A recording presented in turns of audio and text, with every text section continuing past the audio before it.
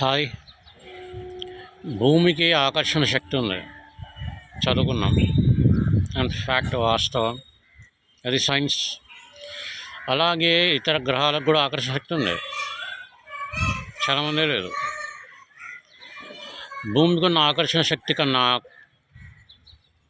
చాలా చాలా double triple 10 రెట్లు 20 రెట్లు ఆకర్షణ శక్తి ఇతర గ్రహాలకు ఉంది.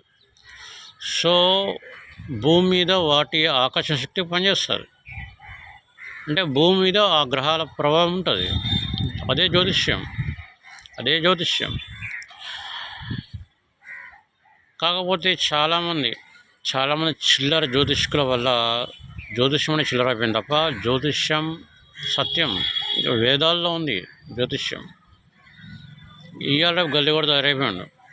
అటు జ్యోతిష్యం చెప్తాడు, పెద్ద పెద్ద బోట్లు, మెల్ల రుద్రాక్షలు. నేను మస్తు చెప్తున్నా కూడా షోయింగ్ చేయను నేను.